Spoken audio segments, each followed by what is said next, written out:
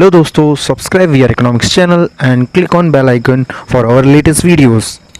Hello दोस्तों, this is Vijay Arora back with my new video on we are economics. तो जैसा कि आप लोगों को पता होगा, वी आर इकोनॉमिक्स हम लोग इकोनॉमिक्स के बारे में पढ़ते हैं, 12th क्लास इकोनॉमिक्स के बारे में। तो अभी हम लोग बात कर रहे हैं मैक्रो इकोनॉमिक्स की, और मैक्रो इकोनॉमिक्स में हम लोग ने देख लिया था लास्ट चैप्टर। हम लोग अभी कौन सा देख रहे थे? बैंकिंग वाला चैप्टर। तो बैंकिंग वाले चैप्टर में हम लोग आज बात करने वाले हैं रिजर्व बैंक ऑफ इंडिया के फंक्शंस की। अच्छा, मैं आपको अभी भी बता दूं, अगर अभी तक आपने हमारे चैनल को सब्सक्राइब नहीं किया है तो just do subscribe it and don't forget to click on the bell icon, जिससे आपको हमारे नए वीडियो का नोटिफिकेशन आ जाएगा। तो बात करते हैं फंक्शंस ऑफ आरबीआई की। सब फंक्शंस ऑफ आरबीआई में सबसे पहला फंक्शन, सबसे इंपॉर्टेंट फंक्शन जो रहता है आरबीआई का, बैंक ऑफ इशूइंग नोट।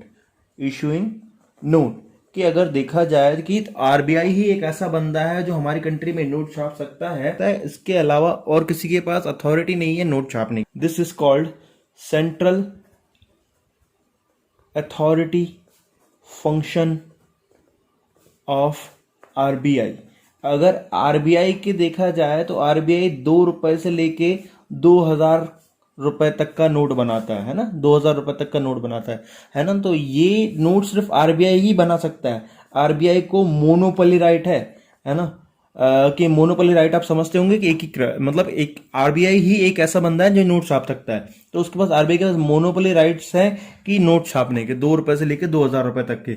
1 रुपए का नोट भारत सरकार बनाती थी, तो भारत सरकार ने बनाना बंद कर दिया अल्टीमेटली। अब 2 रुपए से लेकर 2000 रुपए तक के नोट बनते हैं। कौन छापता है? आरबीआई ही छापता है। इसके अलावा और किसी के पास वो नहीं है कि अथॉरिटी नहीं है कि नोट छाप सके। फिर यहाँ पे दूसरा फंक्शन आ जाता है आरबीआई का, सबसे इंपॉर्टेंट फंक्शन, सबसे इंपॉर्टेंट फंक्शन, दूसरा फंक्शन। तो यहां पे दूसरा फंक्शन आ जाता है आरबीआई का, banker to the government. Banker to the government कि अगर देखा जाए कि आरबीआई जो है टू गवर्नमेंट है ना, आरबीआई सरकार के लिए 3 काम करता है। 3 काम कौन से करता है? एक करता है बैंकर का काम। बैंकर का काम कि अगर बैंकिंग से रिलेटेड किसी भी तरीके का कोई भी ट्रांजेक्शन सरकार को करवाना होता है तो किससे करवाता है? आरबीआई से। दूसरा रहता है फाइनेंशियल एडवाइजर का काम, है ना। किसी भी तरीके की फाइनेंस से रिलेटेड एडवाइस अगर चाहिए रहता है ना, फाइनेंस से रिलेटेड एडवाइस अगर चाहिए गवर्नमेंट को तो किससे लेती है? आरबीआई से, है ना। किसी भी तरीके का कोई भी बैंकिंग का रिलेटेड काम करवाना है तो सरकार आरबीआई से करवाएगी। किसी फाइनेंशियल एडवाइस से रिलेटेड काम करवाना है तो वो भी आरबीआई से करवाएगी सरकार। तीसरा काम, अगर एजेंट के तौर पर काम है, कोई एक ऐसा काम कि सरकार को किसी के थ्रू करवाना है, पैसों से रिलेटेड ही काम है, आरबीआई सिर्फ पैसों से रिलेटेड काम ही करता है सरकार के, है ना। तो कोई एक एजेंट के तौर पर काम करवाना है आरबीआई सरकार को आरबीआई से, तो वो भी सरकार आरबीआई से ही करवाता है ना। देखा जाए तो कई बार ऐसा होता है सरकार के जब एक्सपेंडिचर्स, है ना, गवर्नमेंट एक्सपेंडिचर्स अगर देखा जाए बढ़ जाते हैं गवर्नमेंट रिसिप्ट से, है ना। गवर्नमेंट एक्सपेंडिचर्स कई बार देखा जाए तो गवर्नमेंट रिसिप्ट से बढ़ जाते हैं, तो यहां पे सरकार को क्या करना पड़ता है? अपने एक्सपेंडिचर्स को निकालने के लिए, कोप अप करने के लिए सरकार क्या करती है? टेक लोन फ्रॉम, है ना, लोन फ्रॉम आरबीआई। सरकार उस समय से आरबीआई से लोन लेती है ना। कि सरकार के पास जब एक्सपेंडिचर बहुत ज्यादा रहते हैं करने के लिए और गवर्नमेंट रिसिप्ट्स बहुत कम रहती है, मतलब अपने खर्च नहीं निकाल पा रही है सरकार, तो सरकार अपनी सिक्योरिटीज रख के, है ना, अब सरकार अपनी सिक्योरिटीज या फिर ट्रेजरी बिल्स वगैरह रख के लोन ले लेती है किससे? आरबीआई से। यहाँ पे तीसरा फंक्शन बात करते हैं। तो यहाँ पे मैंने बताया सरकार के लिए आरबीआई 3 काम करता है, बैंकर, फाइनेंशियल एडवाइजर और एजेंट का। यहाँ पे तीसरा फंक्शन देखते हैं तो आरबीआई का ये भी इंपॉर्टेंट फंक्शन है, क्या? बैंकर्स बैंक की अगर बात की जाए तो हमने आपको ये पहले भी बताया था, हमारा लास्ट वीडियो में बताया था कि आरबीआई को father of all the banks बोला जाता है। अच्छा, लास्ट वीडियो देखने के लिए आप तो इधर आई बटन पे लिंक डाल देंगे तो वो आप देख सकते हैं वहां पे। यहां पे बात करते हैं bankers bank and supervisory role. Supervisory role कि आरबीआई ये दोनों फंक्शन भी निभाता है, किसके लिए? कमर्शियल बैंक्स के लिए। तो यहां पे सबसे पहली बात की जाए बैंकर्स बैंक का कैसे रोल निभाता है कि RBI is with commercial bank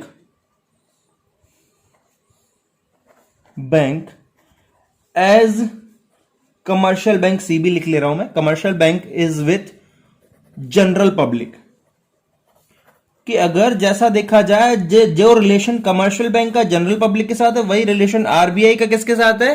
commercial bank के साथ है कि अगर कमर्शियल बैंक के पास पैसे हमें जनरल पब्लिक को पैसे जमा करने हैं तो कमर्शियल बैंक के पास करेगा, जनरल पब्लिक को अगर लोन चाहिए तो किससे लेगा, कमर्शियल बैंक से। इस तरीके से कमर्शियल बैंक का आरबीआई के साथ रिलेशन है। अगर कमर्शियल बैंक को पैसे जमा करने हैं तो कहां करेगा, जाके आरबीआई में जमा करेगा, और अगर लोन चाहिए कमर्शियल बैंक को तो किससे ले लेगा, लोन आरबीआई से ले लेगा। समझ में आया? तो अल्टीमेटली कमर्शियल बैंक का वही रिलेशन है आरबीआई के साथ जो कमर्शियल बैंक का रिलेशन है जनरल पब्लिक के साथ, है ना। दूसरी चीज बात करते हैं यहाँ पे सुपरवाइजरी रोल, है ना। तो सुपरवाइजरी रोल में यहाँ पे आरबीआई ना सुपरवाइज करता है सारे बैंक्स को, कि आरबीआई ने 2 क्राइटेरिया बना के रखे हैं जो फुलफिल करने रहते हैं, सीआरआर और एसएलआर करके, कैश रिजर्व रेशियो और स्टैट्यूटरी लिक्विडिटी रेशियो, है ना। मार्केट में पैसे को फैला के रखनी चाहिए, मार्केट में पैसे को इक्वल मतलब मोबिलिटी अगर मार्केट में पैसे की इक्वलिटी रखने के लिए आरबीआई क्या करता है, कमर्शियल बैंक से सीआरआर और एसएलआर वगैरह रखवाता है। सीआरआर और एसएलआर कुछ रेट्स होते हैं जिनके बारे में हम लोग आगे बहुत अच्छे तरीके से पढ़ेंगे। तो सीआरआर और एसएलआर कमर्शियल बैंक आरबीआई से रखवा के ना उसको कमर्शियल बैंक को बोलता है कि यू हैव टू फॉलो, है ना, you have to follow my rules. कि कमर्शियल बैंक क्या बोलता है कि आपको हमारे रूल्स फॉलो करने पड़ेंगे। कौन बोलता है, आरबीआई बोलता है किससे, कमर्शियल बैंक के, कि तुम्हें सीआरआर और एसएलआर रखना पड़ेगा कि मार्केट में पैसे की इक्वलिटी बनी रहे, ताकि मार्केट में इन्फ्लेशन और डिफ्लेशन की सिचुएशन क्रिएट ना हो। तो आरबीआई उनको सुपरवाइज भी करता है, मतलब कि समझाता भी रहता है कंटिन्यूअसली टाइम टू टाइम। तो अल्टीमेटली अगर देखा जाए तो आरबीआई बैंकों के लिए बैंकर्स बैंक भी है और उनको सुपरवाइज भी करता है। बैंकर्स बैंक मतलब कि father of all the banks, बैंकों का भी बैंक, तो उसको बोलते हैं बैंकर्स बैंक, और इसका दूसरा काम सुपरवाइजरी रोल भी होता है। तो यहां पे अगली चीज बात कर लेते हैं, अगला फंक्शन बात कर लेते हैं आरबीआई का, है ना। तो ये भी बहुत इंपॉर्टेंट फंक्शन है, इसका काम हम लोग आगे बहुत अच्छे तरीके से समझेंगे। क्या फंक्शन का नाम है, लेंडर ऑफ लास्ट रिजॉर्ट।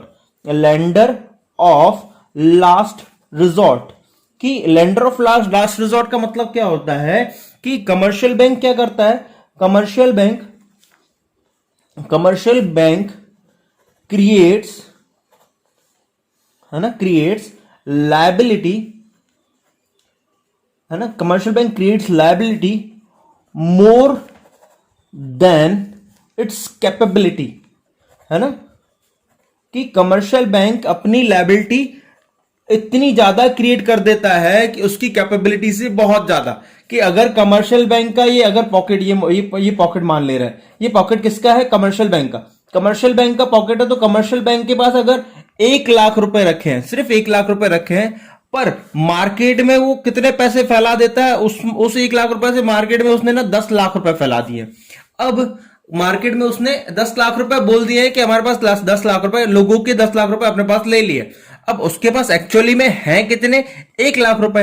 अब कभी हुआ कि ये 10 लाख रुपए लोग निकलवाने आ गए, तो कमर्शियल बैंक तो वहां पे फंस जाएगा। कि कई बार ऐसा होता है कि कमर्शियल बैंक के पास उतना पैसा है ही नहीं अपने पास, अपने पॉकेट में, पर मार्केट में उसको देना है। उस समय पे कमर्शियल बैंक बहुत जम से फंस जाता है। उस समय पे कमर्शियल बैंक ऐसा भी कर सकता है कि किसी दूसरी बैंक से लोन ले ले, पर अगर कोई दूसरी बैंक इसको नहीं लोन दे रहा, तो यहां पे RBI lender of last resort के तरीके से उसके सामने आता है। लेंडर ऑफ लास्ट रिजॉर्ट हम लोग बोलते हैं ना, आखिरी चारा, तो ये वही आखिरी चारा तो कमर्शियल बैंक के पास यही बचा है कि किससे लोन ले ले, आरबीआई से ले ले। तो ultimately lender of last resort के रूप में भी आरबीआई काम करता है, किसके लिए, कमर्शियल बैंक के लिए। तो यहां पे 5वां फंक्शन देख लेते हैं आरबीआई का, क्या हो जाता है, custodian of foreign exchange. Custodian of foreign exchange, कि अगर देखा जाए तो हमारी कंट्री का फॉरेन एक्सचेंज भी कौन संभालता है, आरबीआई ही संभालता है। कि हमारी कंट्री का टोटल फॉरेन एक्सचेंज रिजर्व, कि अगर total foreign exchange reserve manage कौन करता है, मैनेज्ड बाय आरबीआई। तो जितना भी हमारी कंट्री में फॉरेन एक्सचेंज रहता है वो सब कौन मैनेज करता है, आरबीआई। तो उस सब को मैनेज करने के लिए आरबीआई ना बहुत सारा फॉरेन एक्सचेंज का रिजर्व बना के रखता है, उसको बना के चलना पड़ता है। कि कभी ऐसा हुआ कि मार्केट में फॉरेन एक्सचेंज रिजर्व की वैल्यू हमारी घटती जा रही, तो उस समय पे आरबीआई अपना वो वाला रिजर्व लगा के उसकी वैल्यू मेंटेन कर सके, है ना। नेक्स्ट आ जाता है clearing house function. Clearing house function, कि यहां पे बात करते हैं क्लियरिंग हाउस फंक्शन की, तो ये क्या होता है, आज के पहले अगर देखा जाए तो बहुत सारी लोगों को दिक्कतें जाती थी कि यार मेरे पास चेक आ गया, मेरा अकाउंट अगर बैंक ए में है, मेरा अकाउंट बैंक ए में है और मेरे पास बैंक बी का चेक आ गया है ना, जैसे मेरा अकाउंट एसबीआई में है, मेरे पास अकाउंट एसबीआई में, मेरे पास चेक किसका आ गया, यूनियन बैंक का चेक आ गया, तो मैं तो अपने अकाउंट में जाके लगाऊंगा, ठीक है, अकाउंट पे ही चेक होता है वो एक, है ना, कि कोई भी एक चेक देखेंगे ना जिसमें अगर दो कोने में दो लाइन खींची हुई तो उसको अकाउंट पे ही चेक बोला जाता है, मतलब कि वो वाले पैसे सिर्फ तुम्हारे अकाउंट में ही जाएंगे। तो मेरा अकाउंट तो एसबीआई में था तो मैंने जाके उसमें डाल दिया, तो अल्टीमेटली अब एसबीआई में अकाउंट में मेरा चेक वो चला गया, पर होगा क्या कि उस एसबीआई से एक बंदा जाएगा जाके किसमें, यूनियन बैंक में, जिसका वो चेक था कि भाई आपके यहां से हमारे पास एक चेक आया है तो उस चेक को तोड़ के हमें उसके पैसे दे दो, तो वो पैसे दूसरे दिन यहां से लेके आएगा, पैसे लेके आएगा, फिर तीसरे दिन हमारे अकाउंट में डालेगा। तो अल्टीमेटली इस पूरी प्रोसेस को हम लोग क्लियरेंस ऑफ चेक बोलते हैं, है ना, क्या बोलते हैं, cheque clearance process, clearance process, कि इस पूरी चेक क्लियरेंस प्रोसेस को करने में टोटल 3 डेज लग जाते थे, है ना। तो अल्टीमेटली देखा जाए तो हमारे पास 3 दिन के बाद हमारे पास पैसे आते थे, तो ये बहुत बड़ी दिक्कत हो जाती थी। पर आज बात कर दी जाए तो बैंक ए हो या बैंक बी हो, है ना, बैंक ए हो या बैंक बी हो या बैंक सी हो, है ना, जितनी भी बैंक्स हो, जितने भी बैंक्स हो, सबका अकाउंट किसके पास है, आरबीआई के पास है। अब होगा क्या कि हमारा चेक इसमें आया या इसमें आया, इसमें किसी भी अकाउंट में हमारा चेक, किसी भी बैंक का हमारे पास चेक आ गया, तो होगा कि एसबीआई वाला क्या करेगा, एसबीआई वाला इससे बोलेगा फोन लगा के किससे, यूनियन बैंक वाले से, कि अपने अकाउंट में से पैसे निकाल के हमारे अकाउंट में डाल दो। अब उसके अकाउंट में पैसे आ गए, है ना, तो उसके अकाउंट में जैसे एसबीआई वाले के अकाउंट में पैसे आएंगे, एसबीआई वाला तुरंत मेरे अकाउंट में पैसे डाल देगा। तो अल्टीमेटली क्या होगा, इस पूरी चेक की क्लियरेंस की प्रोसेस एक दिन में हो जाएगी। तो अल्टीमेटली इससे क्या होता है, डेज घट जाएंगे। इसका फायदा क्या होता है, कमर्शियल बैंक को बहुत ज्यादा फायदा होता है, और जितना भी फिजिकल ट्रांजैक्शन होता था पैसों का वो सब यहां पे खत्म हो गया, है ना, कि और यहां पे कैश की रिक्वायरमेंट भी जो रहती थी ना, वो सब भी यहां पे खत्म हो जाती थी। तो क्लियरिंग हाउस फंक्शन ये सब बताता है, ये भी बहुत इंपॉर्टेंट फंक्शन है आज के जमाने के हिसाब से देखा जाए तो आरबीआई का बहुत ज्यादा इंपॉर्टेंट फंक्शन है ये। बात करते हैं सबसे मोस्ट इंपॉर्टेंट फंक्शन की आरबीआई की, जो कौन सा है, control of credit in the economy, है ना, क्या, कंट्रोल ऑफ क्रेडिट। कि कई बार ऐसा होता है कि मार्केट में सिचुएशन किस चीज की क्रिएट हो गई, इन्फ्लेशन की सिचुएशन क्रिएट हो गई, या फिर मार्केट में डिफ्लेशन की सिचुएशन क्रिएट हो गई। अब मार्केट में इन्फ्लेशन या डिफ्लेशन की सिचुएशन क्रिएट होती है तो उस सब सिचुएशन से कौन बचाएगा हमें, तो यहां पे आरबीआई को हमने पूरा, आरबीआई की अगर आप डेफिनेशन देखेंगे ना तो वो भी क्या होती है, which control the entire monetary system and banking system of the country. तो आरबीआई एक ऐसा बंदा है जो हमारे कंट्री का पूरा मॉनेटरी सिस्टम और बैंकिंग सिस्टम कंट्रोल करता है। तो ये इन्फ्लेशन डिफ्लेशन भी कौन कंट्रोल करेगा, आरबीआई ही करेगा। इन्फ्लेशन एक ऐसी सिचुएशन होती है जहां पे मार्केट में मनी सप्लाई बढ़ जाता है, जहां पे लोगों के पास बहुत ज्यादा पैसा रहता है, बहुत ज्यादा पैसा रहता है, अल्टीमेटली लोगों की इनकम बढ़ती जाती है, एक्सपेंडिचर्स बढ़ते जाते हैं, डिमांड बढ़ती जाती है और सारी गुड्स एंड सर्विसेज की प्राइसेस बढ़ती जाती हैं। कि इन्फ्लेशन एक ऐसी सिचुएशन होती है जब मार्केट में सारी गुड्स एंड सर्विसेज की प्राइसेस बढ़ रही हैं। अब इसको सुधारना है तो कैसे सुधारेगा, आरबीआई कौन सुधारेगा, आरबीआई सुधारेगा। कैसे सुधारेगा आगे हम लोग देखेंगे। यहां पे डिफ्लेशन हो रहा है जब मार्केट में बहुत कम पैसा है, मार्केट में बहुत कम पैसा है तो लोगों की चीजें बिक नहीं रही, लोगों की चीजें नहीं बिक रही तो लोग क्या करेंगे, अपनी कमोडिटीज की प्राइस घटा देंगे। जब प्राइस घटाएंगे तो अल्टीमेटली इकोनॉमी गिरती जाएगी, इकोनॉमी गिरेगी तो इससे भी कौन बचाएगा, आरबीआई बचाएगा। कैसे बचाएगा, कंट्रोल ऑफ क्रेडिट से। तो ये भी कमर्शियल बैंक का, RBI reserve bank of India का बहुत ज्यादा इंपॉर्टेंट फंक्शन है। तो अल्टीमेटली हम लोग ने टोटल आरबीआई के 7 फंक्शंस देख लिए। कि सबसे पहला फंक्शन हमने क्या देखा था आरबीआई का, कि आरबीआई ही एक ऐसा बंदा है जो नोट छाप सकता है। फिर दूसरा फंक्शन क्या था, banker to the government. RBI सरकार के लिए बैंकर, फाइनेंशियल एडवाइजर या फिर एजेंट का तौर का काम करता है। फिर तीसरा फंक्शन हमने क्या देखा था, bankers bank and supervisory role, बैंकों का बैंक भी और सुपरवाइज भी करता है उनको। फिर नेक्स्ट फंक्शन क्या था, लेंडर ऑफ लास्ट रिजोर्ट। जब भी कभी कमर्शियल बैंक फंस जाता है कि मार्केट से बहुत ज्यादा पैसे ले लिए उसको देने हैं, तो उस समय पे आरबीआई ही उसके पास आखिरी चारा बचता है। मैंने आपको बताया था यहाँ पे कस्टडियन ऑफ फॉरेन एक्सचेंज, कि आरबीआई को फॉरेन एक्सचेंज मैनेज करने के लिए बहुत सारा फॉरेन एक्सचेंज कस्टडी में अपने पास रखा रहना पड़ता है।